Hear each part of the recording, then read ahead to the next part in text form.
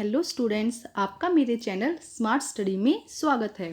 Students, आज हम directorate of education की तरफ से दी जाने वाली वर्कशीट नंबर 19 करेंगे, जो कि क्लास 9th की है और सब्जेक्ट है साइंस। ये वर्कशीट 17 अगस्त 2020 की है। तो वर्कशीट शुरू करने से पहले बेटा प्लीज़ मेरे चैनल को सब्सक्राइब कर दीजिए। तो आइए शुरू करते हैं आज की वर्कशीट। जीवन की मौलिक इकाई।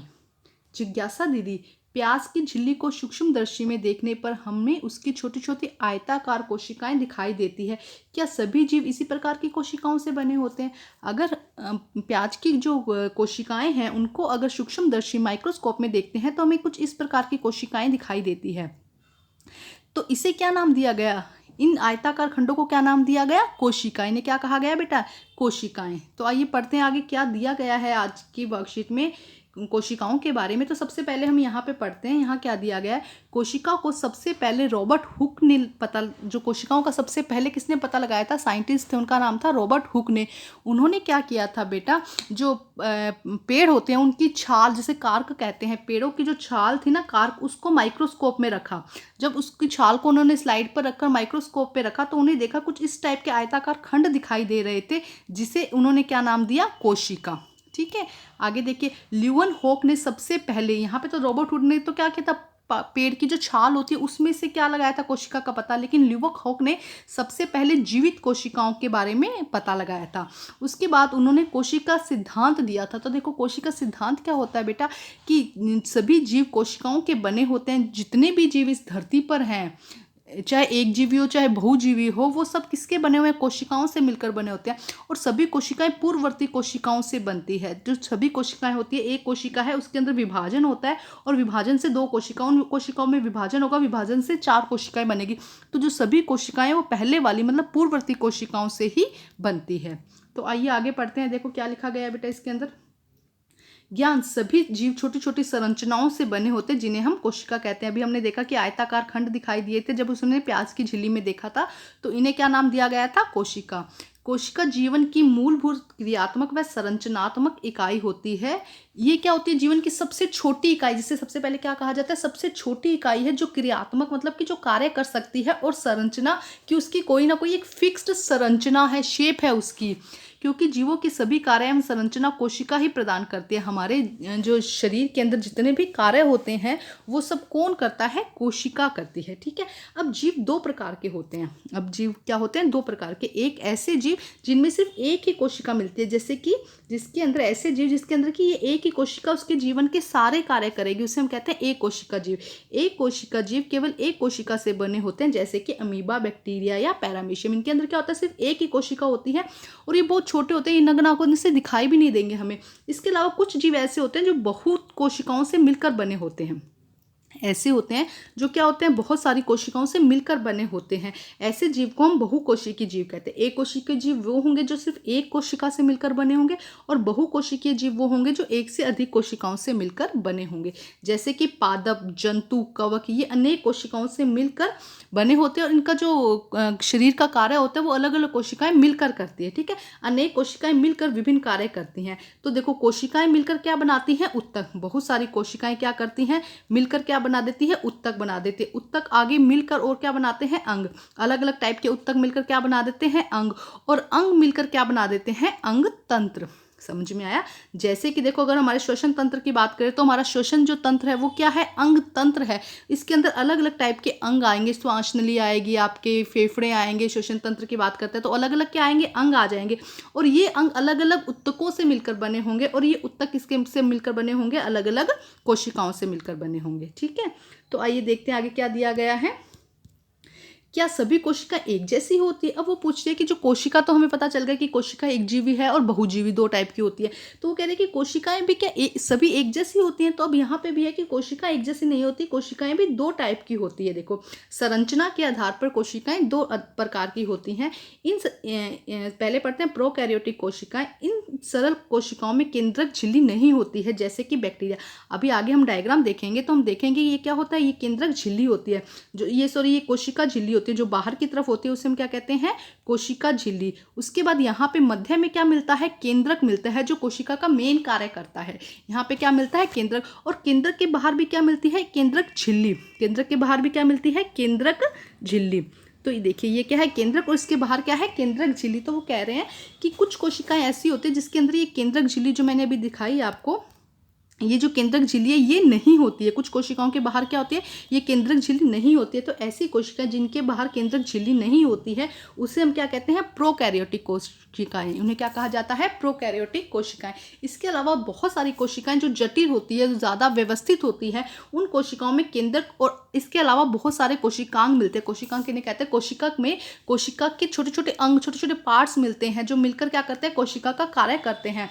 तो उसके अलावा कुछ कोशिकाएं ऐसी होती है जिसके अंदर केंद्रक झिल्ली भी मिलती है और कोई कोशिकांश भी मिलते हैं, तो उन्हें हम क्या कहते हैं, यूकैरियोटिक कोशिकाएं। समझ में आया बेटा आपको? एक बार फिर बता देती हूँ। प्रोकैरियोटिक कोशिका जिसके अंदर क्या था, हर कोशिका के अंदर केंद्रक मिलेगा लेकिन केंद्रक झिल्ली जिसके अंदर नहीं मिलेगी उसे हम क्या कहते हैं, प्रोकैरियोटिक कोशिकाएं।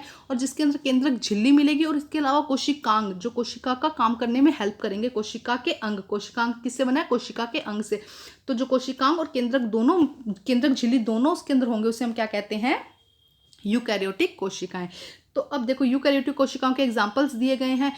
पादप यूकैरियोटिक कोशिकाएं हैं, जंतु क्या है, यूकैरियोटिक कोशिकाएं हैं।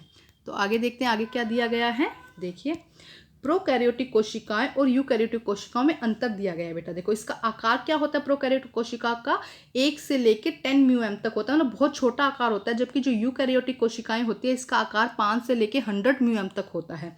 स्पष्ट केंद्रक अनुपस्थ होता है। देखो एक केंद्रक, जब यहाँ पे केंद्रक झिल्ली, एक आपको कोई कुछ भी मतलब दे दिया जाए, कोई सामान दे दिया जाए, उसको थैली में रैप कर दिया जाए तो वो क्या होगी, पैक होगी ना एकदम।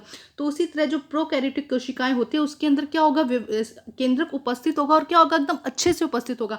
जबकि जो प्रोकैरियोटिक कोशिकाएं हैं उसके अंदर केंद्रक क्या होगा, अस्पष्ट होगा, मतलब बिखरा बिखरा सा होगा क्योंकि उसको बांधने के लिए कोई केंद्रक झिल्ली नहीं है। यहाँ पे क्या होगा, केंद्रक झिल्ली उपस्थित होती है, यहाँ पे केंद्रक झिल्ली अनुपस्थित होती है। आप ये भी लिख दीजिएगा। केंद्रकाय उपस्थित होता है, केंद्रकाय उपस्थित, दोनों के अंदर केंद्रकाय उपस्थित होता है। केंद्रक के अंदर एक बहुत इंपॉर्टेंट पार्ट होता है जिसे हम क्या कहते हैं, केंद्रकाय। तो दोनों के अंदर क्या होता है, केंद्रकाय उपस्थित होता है। केंद्रिका, यहाँ पे केंद्रिकाएं आ जाएगा बेटा। इसके अलावा विशिष्ट अंगक अनुपस्थित होते हैं, जैसे कि कोशिका, मैंने भी आपको बताया था कोशिकांग होते हैं, यहाँ पे अलग अलग पार्ट्स होते हैं कोशिका के अंदर। तो यहाँ पे जो यूकैरियोटिक कोशिका है उसके अंदर उपस्थित होते हैं, जबकि जो प्रोकैरियोटिक कोशिका है उसके अंदर अनुपस्थित होते हैं। इसके अंदर जो क्रोमोजोम्स हैं, केंद्रक के अंदर क्या होता है, क्रोमोजोम्स होते हैं। तो जो यूकैरियोटिक कोशिका है उसके अंदर क्रोमोजोम उपस्थित होते हैं, जबकि प्रोकैरियोटिक कोशिका के अंदर केंद्र जो क्रोमोजोम्स है वो सिर्फ एक ही होता है। इसके अंदर क्या होता है, एक से ज़्यादा होते हैं, जबकि इसके अंदर प्रोकैरियोटिक कोशिका में क्या होता है, सिर्फ एक होता है, इसमें एक से ज़्यादा होते हैं। इसके एग्जाम्पल क्या है, बैक्टीरियाज। इसके एग्जाम्पल क्या आ जाएगा, बैक्टीरिया। जबकि यूकैरियोटिक कोशिका का एग्जाम्पल क्या आएगा, पादप, जंतु, कवक। तो बेटा बताइए हम क्या है, प्रोकैरियोटिक की यूकैरियोटिक? तो जो एनिमल्स हैं या जो जीव है, जो जंतु है, वो क्या होते हैं बेटा, यूकैरियोटिक। हमारी जो कोशिका होती है उसका आकार भी बड़ा होता है, उसमें केंद्रक भी उपस्थित होते हैं, केंद्रिका भी उपस्थित होती है, और क्या होते हैं, केंद्र जो कोशिका अंगक भी क्या होते हैं इसके अंदर उपस्थित होते हैं। तो आइए करते हैं इसके क्वेश्चन आंसर बेटा। कोशिका की परिभाषा लिखो। तो बेटा क्या होगा कोशिका की परिभाषा, देखो यहाँ पे एकदम साफ साफ लिखा गया है। यहाँ पे देखो ये रहा, ये देखो ये रहा कि सभी छोटी संरचनाओं से बने होते हैं जिन्हें कोशिका कहते हैं। यहाँ लिखते हैं कोशिका की जीवन की मूलभूत क्रियात्मक संरचनात्मक इकाई होती है जो कि सभी कार्य व संरचना कोशिका को प्रदान करती है। जो क्या करती है, जीवों के सभी कार्य और संरचना प्रदान करती है। तो बेटा ये फर्स्ट का आंसर हो जाएगा। अब आइए सेकंड क्वेश्चन करते हैं। सेकंड क्वेश्चन क्या कहते हैं, सॉरी बेटा इसके लिए। सेकंड देखो क्या कहता है, प्रोकैरियोटिक और यूकैरियोटिक में अंतर स्पष्ट कीजिए। तो सबसे पहले तो अंतर क्या हो जाएगा, कोशिका झिल्ली उपस्थित होती है यूकैरियोटिक में और प्रोकैरियोटिक में कोशिका झिल्ली उपस्थित नहीं होती है। उसके बाद देखिए क्या है, आकार का अंतर लिखिए। देखो ये वाला जो पैराग्राफ है ये लिख दीजिएगा जिसके अंदर आकार दिया गया है, ठीक है। जैसे इसको हटा दीजिएगा, बाकी ये लिख दीजिएगा। ये सब इसके अंदर आकार और इसके उदाहरण के साथ इसका आंसर कर दीजिएगा। नेक्स्ट देखिए, नेक्स्ट क्वेश्चन क्या है बेटा, सबसे पहले कोशिका की खोज किसने और कैसे की। तो देखिए यहाँ पे दिया गया है, कोशिका का सबसे पहले पता रॉबर्ट हुक ने लगाया था। और कैसे लगाया था मैं अभी आपको बता चुकी हूँ। उन्होंने क्या किया था, जो पेड़ की छाल होती है ना, जिसे हम कॉर्क कहते हैं, उसको क्या किया था, माइक्रोस्कोप के अंदर रखा था। उसको उन्होंने, ये रहा देखो माइक्रोस्कोप का डायग्राम दिया है, उसने क्या रखा था, माइक्रोस्कोप के अंदर रखा था। और तब उन्हें कैसे खंडों जैसी संरचना दिखाई दी थी इस टाइप की, और इसका उन्होंने क्या नाम रखा था, कोशिका। उसके बाद एक कोशिकीय और बहुकोशिकीय जीवों में उदाहरण सहित व्याख्या कीजिए। तो अभी हम इसको पढ़ चुके हैं कि एक कोशिका जीव में क्या होती है, सिर्फ एक ही कोशिका होती है, जबकि बहुकोशिकीय जीव में क्या होते हैं, बहुकोशिका बहुत कोशिकाओं से मिलकर बना होता है। तो आइए देखिए कैसे लिखेंगे इसका आंसर बेटा। तो देखिए बेटा, एक कोशिका जीव ऐसे होते हैं जिनका पूरा शरीर संरचना सिर्फ एक कोशिका से बना होता है। उदाहरण के तौर पर अमीबा, पैरामीशियम आदि।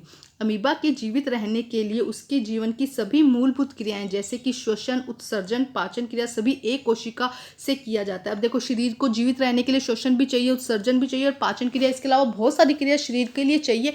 तो जो अमीबा है या जो एक कोशिकीय जीव होते हैं उसके अंदर सारे के सारे काम जो है वो सिर्फ एक कोशिकीय, जो उसकी एक कोशिका है वही करती है, क्योंकि उनका पूर्ण शरीर एक कोशिका से ही बना होता है। अतः ऐसे जीव को एक कोशिकीय जीव कहा जाता है। इसके विपरीत बहुकोशिकीय जीव वे होते हैं जिनका शरीर एक से अधिक कोशिकाओं से या बहुत कोशिकाओं से मिलकर बना होता है। क्या होता है, बहुत सारी कोशिकाओं से मिलकर बना होता है। जैसे कि पादप, पादप हो जाएगा या जंतु हो जाएगा, या कोशिका में लिखना पादप और जंतु।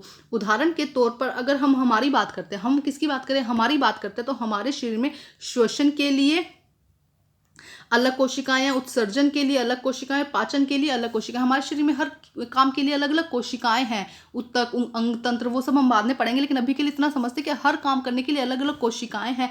इसके अलावा हमारे शरीर में बहुत सारी कोशिकाओं से मिलकर बना हुआ है। हमारा जो शरीर है वो बहुत सारी कोशिकाओं से मिलकर बना हुआ है, इसीलिए हम बहुकोशिकीय जीव के अंतर्गत आते हैं। तो यही अंतर हो जाएगा बहुकोशिकीय और एक कोशिकीय जीव के अंदर।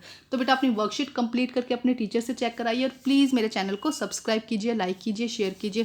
Thank you students.